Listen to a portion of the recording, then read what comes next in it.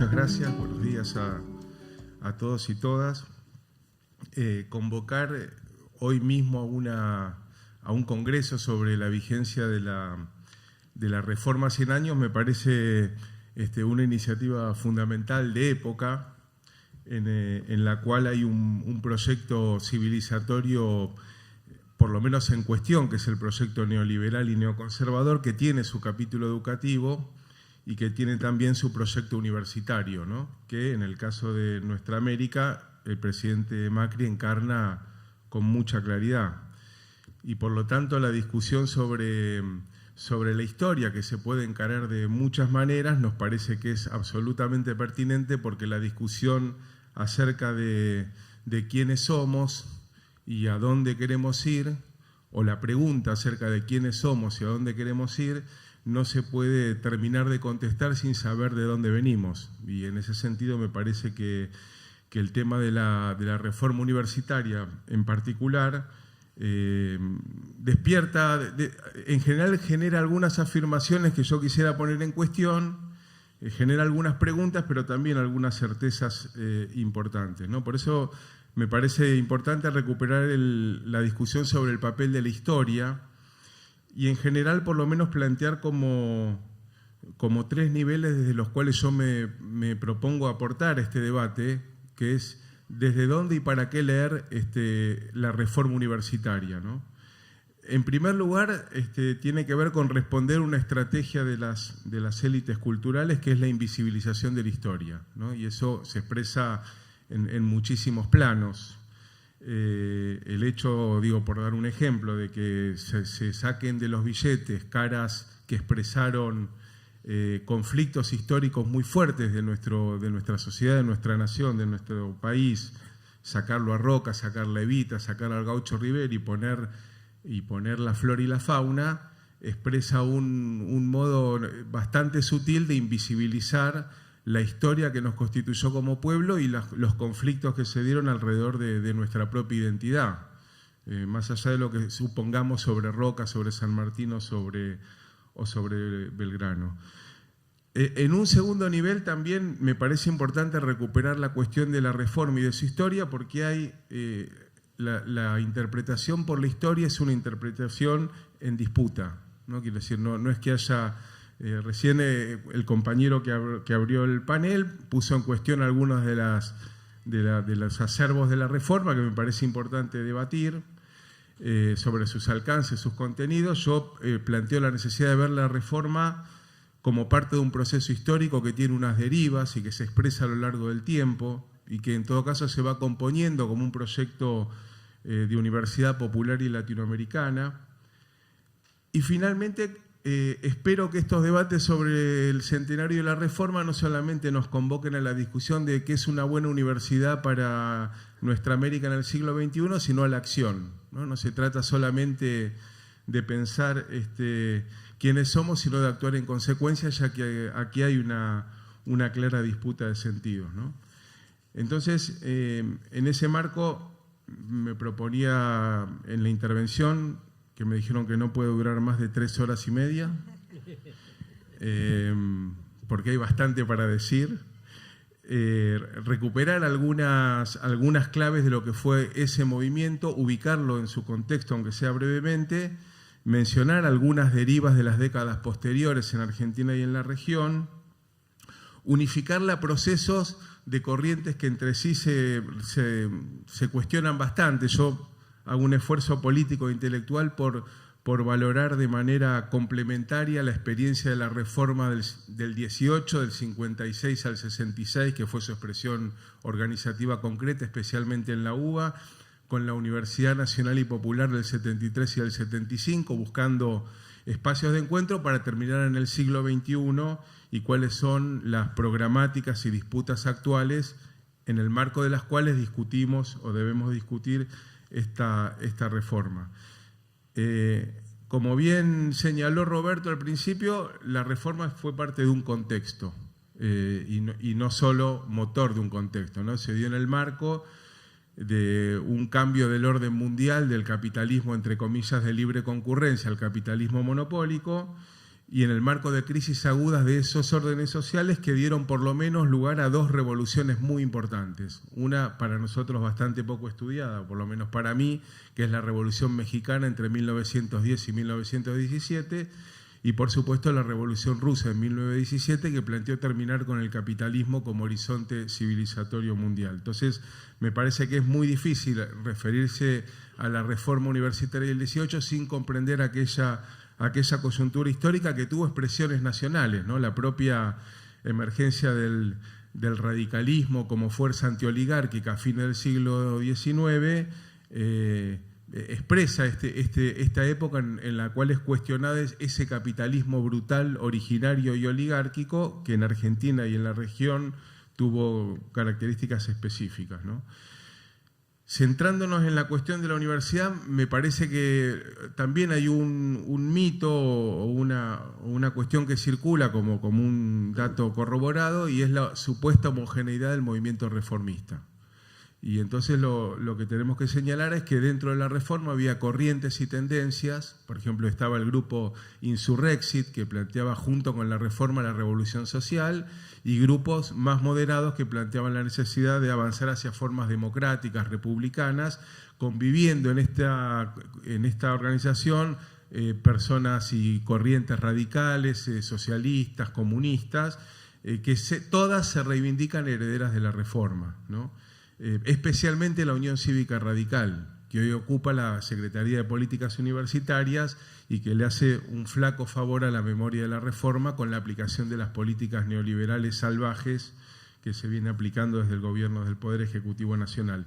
Estos jóvenes se preguntaban si es posible otra universidad, una que acompañara la lucha de los pueblos, que acompañara el desarrollo nacional y social, una universidad que democratizara el método, la pedagogía y el gobierno. Y ahí también hay como un punto programático y de discusión que nosotros, un grupo de compañeros y compañeras que discutimos la universidad hoy, nos proponemos. Para algunos que se proclaman herederos de la reforma, se trataba de gratuidad, cogobierno y cierta democracia pedagógica. Y a nosotros nos parece que si eso es un elemento de la reforma, hay otros vinculados al compromiso de la universidad con un proyecto social emancipador y con un proyecto latinoamericanista, y que es inescindible para que no sea una simple reivindicación de las capas medias, pensar a la universidad como una institución que es algo más que una institución formadora gratuita, cogobernada y científica, sino que se discute para qué, en función de qué sociedad y en función de qué escenario geopolítico va a jugar su papel esa institución. Y por eso hay una disputa de sentido hoy, y por eso en Córdoba, aunque el documento final es muy bueno, y en eso que inclusive no la quiere ni aprobar siquiera la UNESCO, porque dice cosas que refrendan lo que dijo el documento del 2008 y define a la educación superior como un derecho humano, como un derecho colectivo del pueblo, como un derecho a sacudir la mercantilización educativa del nivel superior, y una serie de cosas que retomo un poquito al final. Y entonces ahí hay una discusión sobre quién es más reformista, ¿no? Entonces, bueno, si yo soy de la franja morada, no sé si saben, porque la franja morada, ¿por qué franja morada se llama así? Y es que los estudiantes del 18 agarraron las estolas de los obispos, que eran moradas, y mientras tiraban las estatuas de los curas, las colgaban como banderas, diciendo: ahora nosotros ponemos en cuestión ese orden cultural, ese orden universitario, y nos proponemos otro diferente. Entonces, no es lo primero que quiero señalar, porque ya dije varias cosas, pero lo primero que quiero enfatizar acerca de un modelo universitario que trascendió la discusión pedagógica, aunque la incluyó y que es muy importante, es el carácter latinoamericanista de ese movimiento. Por eso hay que leer el Manifiesto Liminar, que se publicó o se circuló el 15 de junio del 18, que decía en uno de sus párrafos iniciales: las resonancias del corazón nos lo advierten, estamos pisando sobre una revolución, estamos viviendo una hora americana, ¿no? De manera que el carácter latinoamericanista de esa apuesta de esos jóvenes rebeldes era muy importante. Un segundo elemento que discutiría con nuestros primos radicales, primos hermanos, a quienes reconocemos como tradición popular y antioligárquica, es que ese movimiento de reforma impulsó, por ejemplo, la realización del primer Congreso Internacional de Estudiantes en México en 1921. Y en el pronunciamiento de ese encuentro decía: la juventud universitaria proclama que luchará por el advenimiento de una nueva humanidad. Para ese objetivo se luchará por destruir la explotación del hombre por el hombre y la organización actual de la propiedad. Es decir, que dentro de las corrientes que se disputaban en el sentido de la reforma, algunas claramente proclamaban el carácter anticapitalista de ese proyecto en el cual la universidad estaba llamada a jugar un papel. Hay un segundo nivel, entonces, además del posicionamiento político general, que es lo primero que quería resaltar, que tiene que ver con un programa de denuncia de un orden universitario caduco, ¿no? Y eran sumamente críticos. Recuerden que en 1918 había 3 universidades en el país: la de Buenos Aires, la de Córdoba, que era la más antigua y la más cooptada por la Iglesia, y la de La Plata. Y ellos dicen: las universidades han sido hasta aquí el refugio secular de los mediocres, la renta de los ignorantes, la hospitalización segura de los inválidos y, lo que es peor aún, el lugar en donde todas las formas de tiranizar y de insensibilizar hallaron la cátedra que las dictara, ¿no? Y en esa denuncia de una universidad autoritaria, incapaz de escuchar, incapaz de experimentar con la vida, ellos defendían otro proyecto pedagógico. Dice: si no existe una vinculación espiritual entre el que enseña y el que aprende, toda enseñanza es hostil y por consiguiente infecunda. Toda la educación es una larga obra de amor a los que aprenden. Fundar la garantía de una paz fecunda en el artículo conminatorio de un reglamento o de un estatuto es amparar un régimen cuartelario, pero no una labor de ciencia. La única actitud silenciosa que cabe en un instituto de ciencia es la de quien escucha una verdad o la de que experimenta para crearlo o comprobarla, ¿no?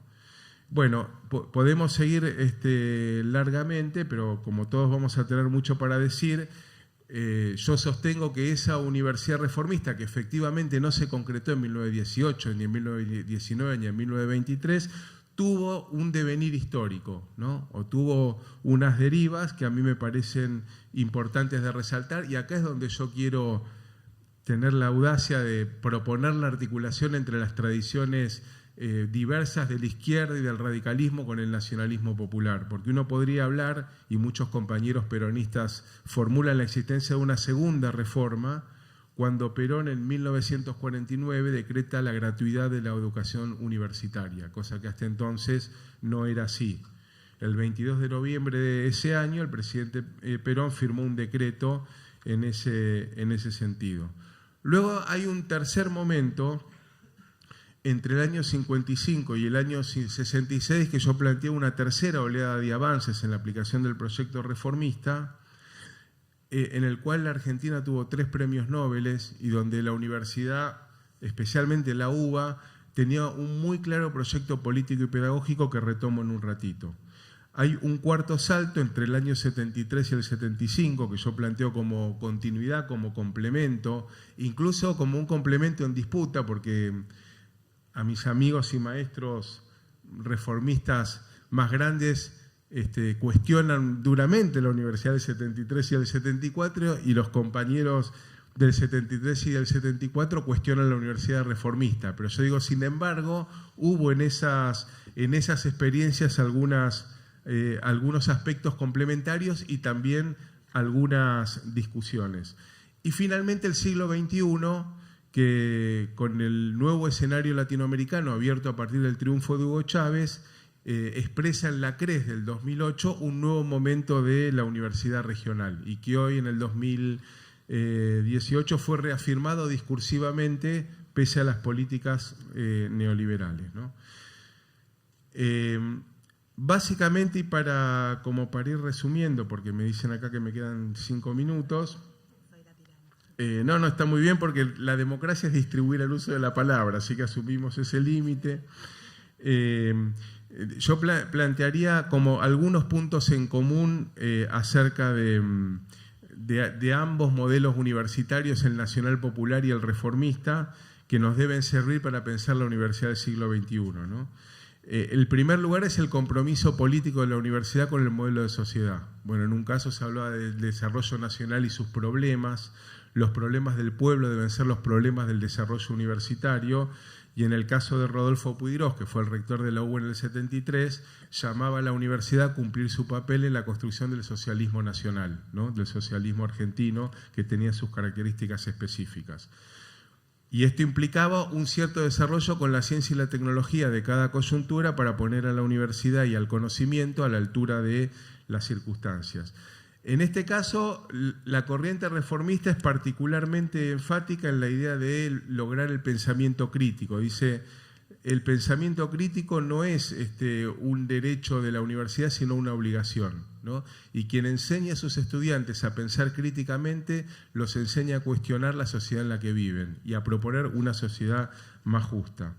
Y ahí había una tensión, también la menciono, como un tema que va a haber que resolver, entre la autonomía y la libertad de cátedra, que proponían los reformistas del 18, porque decían, un intelectual solo puede crear en libertad y no se puede condicionar su modo de pensar, que es en parte así, mientras que la Universidad Nacional Popular decía, no puede haber libertad de cátedra para introducir la ideología del enemigo en el campo de la universidad pública. Y si una universidad responde a un proyecto popular, no puede haber profesores que no respondan a ese proyecto popular. De manera que es interesante ver cómo en estas tradiciones se conjuga una complejidad y un desafío que es articular la libertad de crítica con el acompañamiento y el compromiso con un proyecto de desarrollo social, popular y latinoamericano para el siglo XXI. Todos estos, y voy cerrando entonces, son acervos que fueron alimentando luego lo que se vivió en la Conferencia Regional de Educación Superior del 2008 en Cartagena de Indias y también la que se ratificó ahora hace poquito en Córdoba. Y vuelvo entonces a la idea de universidad como territorio de disputa.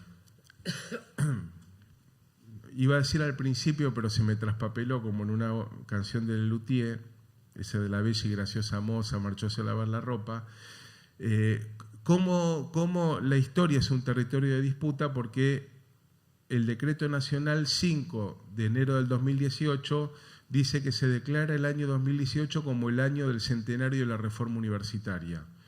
Y se dispone en el artículo 2 que durante todo el 2018 toda la documentación oficial de la Administración Pública Nacional Centralizada y Descentralizada deberá llevar la leyenda 2018, año del centenario de la reforma del 18, ¿no?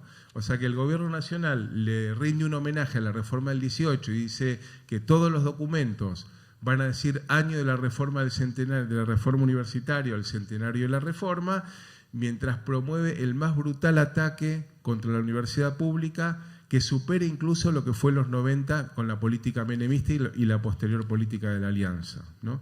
En ese sentido, entonces, valoramos especialmente los pronunciamientos de la CRES del 2008 que se retoman en el 2018, definiendo a la universidad, la menciona, cito 2 o 3 cositas de esta conferencia regional.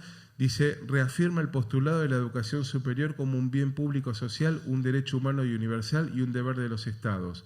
Reivindicamos la autonomía que permite a la universidad ejercer su papel crítico y propositivo frente a la sociedad sin que existan límites impuestos por los gobiernos de turno. Defiende la autonomía y plantea la necesidad de salir y correrse de las propuestas de mercantilización educativa que están atravesando el mundo contemporáneo en nuestra América.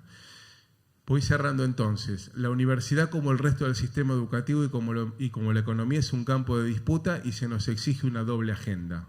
Por un lado, la de resistir a la ofensiva neoliberal, pero por otro, la de crear una universidad adecuada a las exigencias de nuestros pueblos para el siglo XXI desde nuestra América. Digo eso porque hay otra posición que es igualmente peligrosa y es defender una supuesta universidad incontaminada y perfecta, que seríamos nosotras mismas, contra un gobierno malo y neoliberal que viene a destruirnos, que esa última parte es bastante cierta. Entonces cierro con una frase de Ernesto Guevara, porque de las otras van a abundar por acá. el 28 de diciembre de 1959 le dieron el doctor honoris causa en la Universidad Central de Las Villas en Cuba. Y dijo: que la universidad se pinte de negro, que se pinte de mulato, no solo entre los alumnos, sino también entre los profesores, que se pinte de obrero y de campesino, que se pinte de pueblo, porque la universidad no es patrimonio de nadie y pertenece al pueblo. Desde esas palabras nos comprometemos con esta universidad del siglo XXI para construir la patria grande. Muchas gracias.